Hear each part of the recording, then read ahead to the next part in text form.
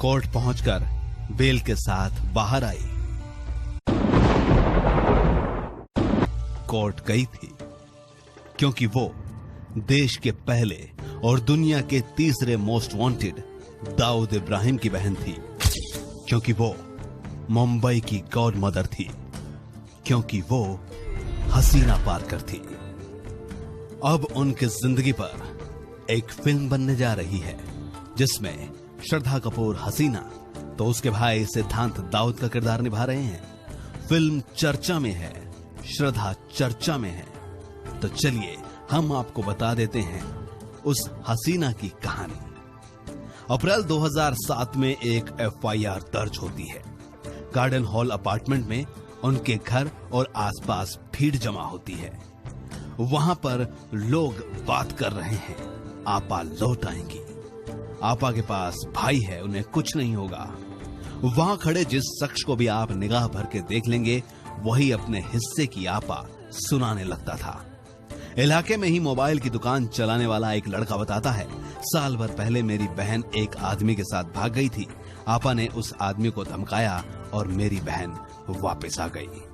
ये कहानी है मुंबई की गॉड मदर, जिसे सब आपा कहते थे।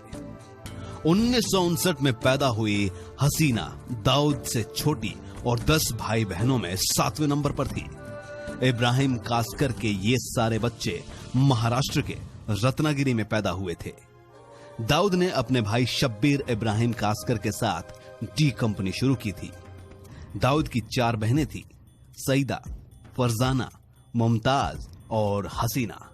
लेकिन उसके धंधे में उसकी किसी बहन के लिए जगह नहीं थी। हसीना के धंधे में आने की एक कहानी बिल्कुल फिल्मी है। उसके पति की हत्या मुंबई में हुई और उसके पति की इस हत्या ने उसे बना दिया गॉड मदर। दाऊद के अपराधों ने उसे 80 के दशक में ही भारत छोड़ने को मजबूर कर दिया, लेकिन वो बाहर बैठकर मुंबई चला रहा था। प्रोडक्शन मनी वसूलना, मर्डर और दूसरे गैर कानूनी धंधे दाऊद का सबसे बड़ा काम था। उसकी देखा देखी और भी बहुत सारे गैंगस्टर पैदा हुए, जिनके आपसी गैंगवार ने मुंबई की सड़कें खूब लाल की। 90 की शुरुआती में दाऊद के निशाने पर ब्रा गैंग यानी बाऊ रश्मि, रमा नाइक और अरुण गवली थे। इसका मुखिया था रमा नाइक। अरुण गवली उस समय गैंग का 3रे नंबर था। रश्मि और नाइक के मरने के बाद गैंग की कमान गवली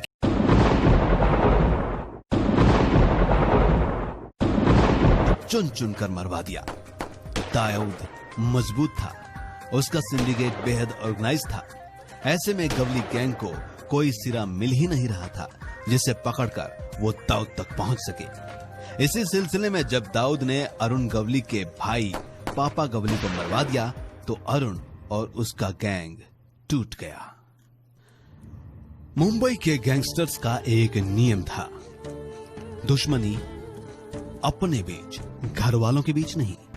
आप उसे कैसे भी निपटाएं, पैसे का मामला हो या ताकत का, आप सामने वाले के घर वालों पर हाथ नहीं डालेंगे। पुलिस भी इस नियम का पालन करती थी, लेकिन गवली ने यह नियम तोड़ा। जब वो दाऊद और उसके गुर्गों का कुछ नहीं बिगाड़ पाया तो उसने हसीना के पति इस्माइल इब्राहिम पारकर की हत्या करवा दी। इस्माइल से हसीना की शादी तब हुई थी जब वो महज 17 साल की थी। इस्माइल जूनियर फिल्म आर्टिस्ट था, लेकिन बताते हैं कि बाद में उसने होटल का धंधा किया। नागपाड़ा में जहां हसीना रहती थी उसी इलाके में इस्माइल का एक होटल था। 26 जुलाई 1991 को हत्या वाले दिन इस्माइल दोपहर से अपने होटल के काउंटर पर बैठा था। तभी कार में कुछ हथियारबंद लोग आए और इस्माइल को भूनकर चले गए। दाऊद के जीजा का कत्ल हो चुका था, अब उसकी बारी थी। इस्माइल की हत्या के दौरान दाऊद गैंग में उथल पुथल मच गई।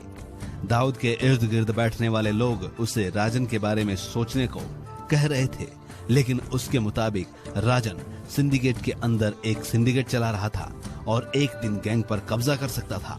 दाऊद इन बातों पर ध्यान नहीं दे रहा था तो राजन के खिलाफ बोलने वाले सुनील सावंत उर्फ सोत्या और छोटा शकील ने दाऊद से कहा कि अगर राजन वफादार है तो उसने इतने दिनों बाद भी इस्माइल का बदला क्यों नहीं लिया। जब दाऊद ने राजन से पूछा तो राजन ने कहा कि इस्माइल के हत्यारे जे हॉस्पिटल में टाइप सिक्योरिटी के बीच में एडमिट हैं, उनके बाहर आते ही उन्हें मार दिया जाएगा। सोत्या और शकील ने मौका लपक लिया। उन्होंने दाऊद से कहा कि वे इस्माइल का बदला लेना चाहेंगे। दाऊद ने इजाजत दे दी और उन दोनों के पास दाऊद की नजरों में ऊपर उठने का ये एक अच्छा मौका था। इस काम के लिए उन्होंने यूपी के गैंगस्टर ब्रजेश सिंह और उसके 2 करीबी शूटर बच्ची पांडे और सुभाष सिंह ठाकुर को अपने पास हायर किया। सबको ऑटोमेटिक हथियार दिए गए। यह पहली बार था जब किसी शूट आउट में AK-47 का इस्तेमाल हुआ था। 12 सितंबर 1992 को शूट आउट के कुछ घंटे पहले ही रेकी की गई। फिर हॉस्पिटल में घुसकर शैलेश हलकदर को मार दिया गया, जिस पर इस्माइल की हत्या का शक था। रेकी करने वाले ये नहीं जान पाए कि एक और शख्स बिपिन शेरे दूसरे वार्ड में शिफ्ट किया जा चुका था, वरना वो उसे भी मारने वाले थे। आमतौर पर अंडरवर्ल्ड वाले पुलिस की दुश्मनी से बचने के लिए पुलिस वालों पर हमला नहीं करते थे, लेकिन ये हमला इतना बड़ा था कि इसमें 2 पुलिस कांस्टेबल और 1 इंस्पेक्टर की मौत हो गई। इस्माइल का बदला लेने के बाद हसीना अपनी नई मांद नागपाड़ा के गार्डन हॉल अपार्टमेंट में शिफ्ट हो गई। यहां उसे जो घर पसंद आया था उसने उसका ताला तुड़वाकर रहना शुरू कर दिया और किसी ने उससे शिकायत भी नहीं की। अड्डा जमा और यहीं से हसीना ने अपना क्राइम सिंडिकेट चलाना शुरू कर दिया। दाऊद के भारत से चले जाने के बाद उसकी बेनामी संपत्ति हसीना के नाम आ गई। दाऊद के भारत से जाने के बाद हसीना का काम उसकी 54 बेनामी संपत्तियों की देखरेख करना। हसीना को अब इसमें मजा आने लगा और वो एक्टिव हो गई। बेशुमार ताकत, अपने इर्द गिर्द एहसानों से दबे लोग, हर अवैध ट्रांजैक्शन में हिस्सा, मुंबई में हर इमारत बनने से पहले उसकी इजाजत। हसीना को मुंबई पर राज करना भी भा रहा था। वो इसमें डूब चुकी थी। बताते हैं कि दाऊद को यह बिल्कुल पसंद नहीं था। उसने कई बार हसीना को मना भी किया, लेकिन हसीना को यह सब करने की जरूरत ही नहीं थी। बहनों को कोई दिक्कत ना हो, इसके लिए दाऊद अपनी 4 बहनों को महीनों करोड़ों रुपए भेजता था। लेकिन हसीना को ताकत की लत लग चुकी थी और इसका इलाज अब नहीं था।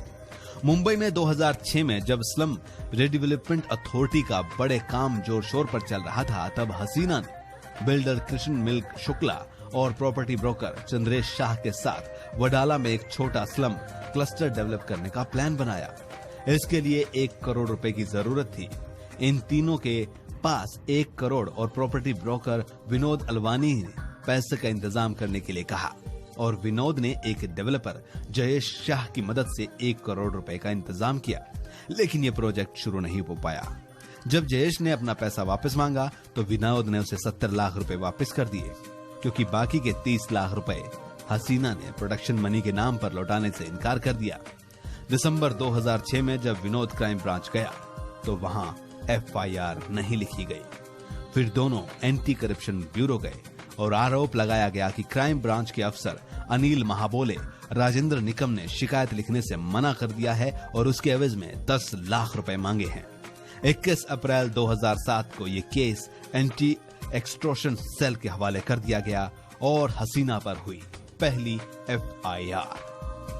ढेर सारी लीपापोती के बाद जब क्राइम ब्रांच के अफसरों ने जांच शुरू हुई तो ज्वाइंट कमिश्नर मीरा बोरनवाकर की तरफ से सफाई आई कि उनके आदमी मामले की जांच कर रहे थे ताकि पुख्ता जानकारी के बाद शिकायत दर्ज की जा सके। हालांकि 4 महीने की जांच में क्या मिला, इसका कोई जवाब उनके पास नहीं था। 21 अप्रैल को FIR के बाद हसीना फरार हो गई तो सेशन कोर्ट ने भी पुलिस को फटकार लगाते हुए हसीना को किसी भी हाल में 16 मई तक गिरफ्तार करने के आदेश दिए।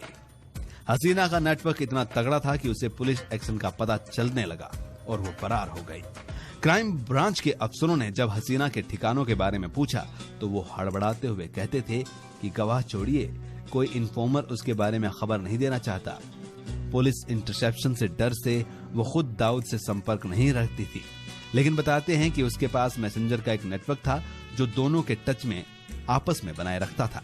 2007 में क्रिमिनल रिकॉर्ड की वजह से हसीना को दोबारा पासपोर्ट जारी नहीं किया गया, लेकिन आशंका जताई जाती है कि इससे पहले वो देश से बाहर दाऊद से कई बार मिली। इंडिया टुडे की 2007 में एक रिपोर्ट आई थी। इसके मुताबिक हसीना इलाके में होने वाले हर अवैध धंधे के इन्वॉल्वमेंट होती थी। मुंबई में जितने भी संदेहास्पद ट्रांजैक्शन होते थे, हसीना का उसमें हिस्सा होता था। इन पैसों के बदले वो लोगों को कानूनी पचड़ों से प्रोटेक्शन देती थी। एक वक्त था जब मुंबई में सरकारी इमारत भी हसीना की इजाजत से बनती थी, उसमें भी हसीना का हिस्सा होता था। लोग अपने विवाद लेकर हसीना के पास आते थे और वो उन्हें सुलटा देती थी। इसके बदले वो मोटी रकम वसूल करती थी। झुग्गियों में रहने वाले लोगों से उनकी जगह अपने प्लॉट डेवलप करने की परमिशन लेने के लिए मुंबई के ढेर सारे बिल्डर हसीना के पास आते थे। SRA प्लॉट्स में अंडरवर्ल्ड का इतना दखल हो गया था कि कोर्ट को 247 SRA मामले में जांच का आदेश देना पड़ा था। हालांकि 2007 में इनमें से सिर्फ 11 मामलों की जांच शुरू हुई थी। बॉलीवुड फिल्मों में ओवरसीज राइट्स हासिल करना हमेशा से अंडरवर्ल्ड की फैंटेसी रही है। हसीना इन्हीं राइट्स के लिए मोल भाव करती थी, खासकर उन फिल्मों के लिए जो रूस और खाड़ी देशों में रिलीज होती थी। कथित तौर पर हसीना हवाला रैकेट में शामिल थी, जिसमें भारत से मिडिल ईस्ट पैसे भेजे जाते थे और वहां से मंगाए जाते थे। मुंबई में केबल ऑपरेटर्स का झगड़ा बहुत फेमस है। अंडरवर्ल्ड के बाद दूसरे नंबर पर इसी का नाम आता है, जिनमें न जाने कितने मर्डर हो चुके हैं। अपने इलाके में केबल ऑपरेटर अपनी गॉड मदर से मदद मांगने जाते थे। हसीना की इनकम का सबसे बड़ा हिस्सा अवैध वसूली ही था। प्रॉपर्टी और ठेकेदारी से जुड़े विवाद वो पैसे लेकर निपटाती थी। हसीना के परिवार में उसका पति, 2 बेटे 2 बेटियां थी। 2005 में उसने अपनी बड़ी बेटी की एक बिजनेसमैन से शादी कर दी थी। इसके बड़े बेटे दानिश की अप्रैल 2006 में एक सड़क हादसे में मौत हो गई थी। दानिश धंधे में हसीना का हाथ बटाता था। हसीना का काम ऑर्डर देना और सलीम का काम उसे एग्जीक्यूट करना था। उसके अलावा एक और आदमी था, सलीम पटेल, जो हसीना का दायां हाथ था। हसीना के साथ आने से पहले सलीम इस्माइल का ड्राइवर था। हसीना के छोटे बेटे का नाम अली शाह है। 6 जुलाई 2014 को रमजान के महीने में हसीना पारकर को हार्ट अटैक आया और उसकी मौत हो गई। हसीना ने उस दिन रोजा रखा था। सीने में दर्द होने के बाद उसे हबीब हॉस्पिटल ले जाया गया, जहां उसकी मौत हो गई।